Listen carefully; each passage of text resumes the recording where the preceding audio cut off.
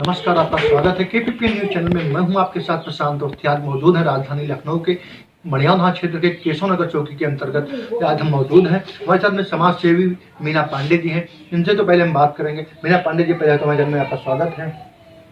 धन्यवाद। पहले तो मैं केपीपी चैनल का और आपका प्रशांत भाई बहुत स्वागत करना चाहती हूँ, आभार प्रकट करती हूँ क्योंकि आपने मेरे मन के विचारों को अभिव्यक्त करने का मौका दिया। मैम, जैसे कि कोरोना काल में आपने काफी समाज सेवी क्षेत्रों में समाज सेवा की है, इस बारे में आपका क्या उद्देश्य है? देखिए, समाज सेवा तो करना बहुत ही आवश्यक है। हम लोगों ने कोरोना काल में जैसे बहुत सारे मास्क बनवाए 12,000। इससे क्या हुआ कि बेरोजगारों को रोजगार मिला। बहुत से दर्जी ऐसे ही बैठे हुए थे कि उनको कोई काम नहीं मिल रहा था, तो उनको काम मिला।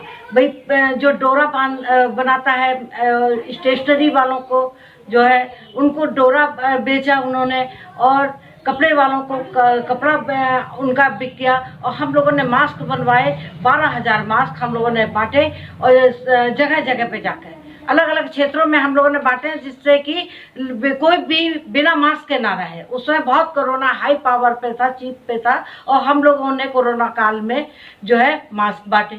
मैम, कोरोना काल के अंतर्गत में आप राशन का वितरण भी किए और आपका जो संगठन द्वारा आप काम कर रहे थे, संगठन के बाद आप एक निजी द्वारा काम बुजुर्गों या अन्य को देखा जाए समाज सेवा करने जा रहा है, इस बारे में आपके आगे की क्या सोचे हैं?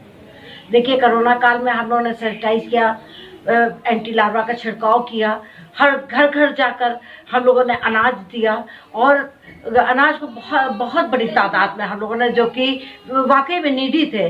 पहले तो हम सोचते थे भाई किसी को दान करना बेकार है, लेकिन सही में हमने देखा कि बहुत लोग नीडी थे कोरोना काल में। उन लोगों को हमने अनाज दिया है, राशन कार्ड बनवाए हैं। जो फंसे हुए थे लोग कोरोना काल में अपने घर जाने के लिए, उन लोगों को हम लोगों ने घर में वापस जाने की व्यवस्था की। मैडम का साफ साफ कहना है कोरोना काल में इन्होंने काफी क्षेत्र में समाज सेवा की है। अब मैम, जैसे 2022 का विधानसभा चुनावी रेस शुरू हो चुका है, सारी पार्टियां अपना जमखम दिखाने में लग गई हैं, सारे विधायक प्रत्याशी भी मैदान में हैं, तो आप आगे की क्या आपकी सोचें रहेंगी? किस पार्टी को आप समर्थन करेंगे आने वाले विधानसभा चुनाव में?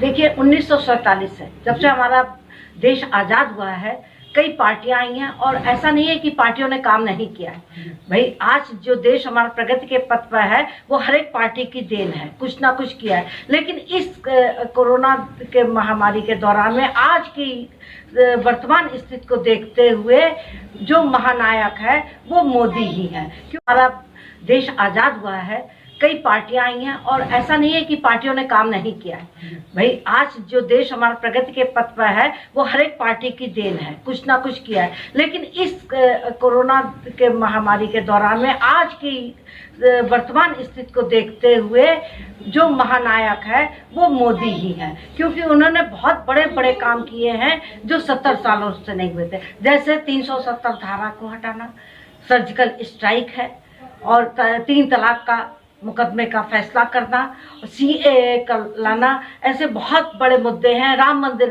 का निर्माण करवाना, जो कि 70 साल आपने की बातों में हम जवाब देना चाहेंगे। जैसे राम मंदिर तो एक कोर्ट का फैसला था कि भाजपा सरकार तो सिर्फ एक नाम का पुतला है, तो कोर्ट के फैसले के आधार पर ही, चाहे जो सत्ता में सरकार होती उसी के आधार पर यह फैसला होता। इस बारे में क्या आगे की सोचे हैं?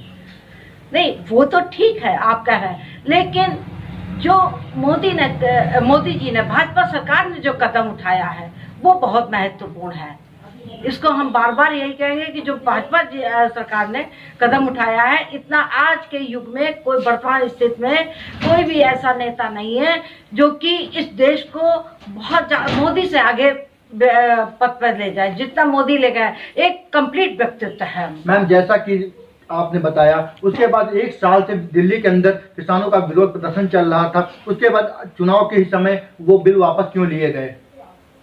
3 जो कानून बने हुए थे वो एकदम से चुनाव के समय ही क्यों वापस लिए गए?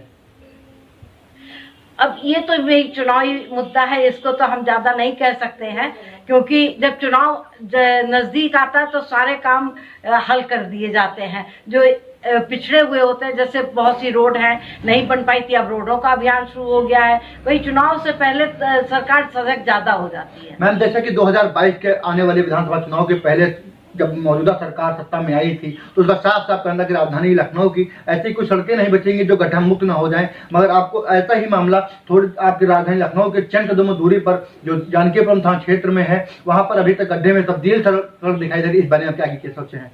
देखिए, सरकार विफल हुई है कई जगह पे, ऐसा नहीं है कि विफल नहीं वो, लेकिन वो छोटे छोटे मुद्दे थे। जो सरकार जो है कि अहम मुद्दे पे तो सफल हुई है, लेकिन ये कह दें हम भ्रष्टाचार रुका पूर्ण रूप से, या लड़कियां सुरक्षित हो गई पूर्ण रूप से, या कि पूरे जितनी उन्होंने मुद्दे उठाए थे सब पर सफल हुई है सरकार। महंगाई नहीं बढ़ी है, सब कुछ हुआ है। मैम, महंगाई जब समाजवादी सरकार हुआ करती तो पेट्रोल 60 से 70 रुपए में हुआ करता था। जब से भारतीय जनता पार्टी सरकार में सत्ता में आई तब से पेट्रोल 100 के आसपास पहुंच। 3 जो कानून बने हुए थे वो एकदम से चुनाव के समय ही क्यों वापस लिए गए? अब ये तो वही चुनावी मुद्दा है, इसको तो हम ज्यादा नहीं कह सकते हैं, क्योंकि जब चुनाव नजदीक आता है तो सारे काम हल कर दिए जाते हैं जो पिछड़े हुए होते हैं। जैसे बहुत सी रोड है नहीं बन पाई थी, अब रोडों का अभियान शुरू हो गया है। वही चुनाव से पहले सरकार सजग ज्यादा हो जाती है। मैम, जैसा कि 2022 के आने वाले विधानसभा चुनाव के पहले जब मौजूदा सरकार सत्ता में आई थी तो उसका साफ साफ कहना कि राजधानी लखनऊ की ऐसी कुछ सड़कें नहीं बचेंगी जो गड्ढा मुक्त ना हो जाएं। मगर आपको ऐसा ही मामला थोड़ी आपकी राजधानी लखनऊ के चंद कदमों दूरी पर जो जानकीपुरम थाना क्षेत्र में है, वहां पर अभी तक गड्ढे में तब्दील सड़क दिखाई दे रही है। इस बारे में क्या क्या सोचे हैं?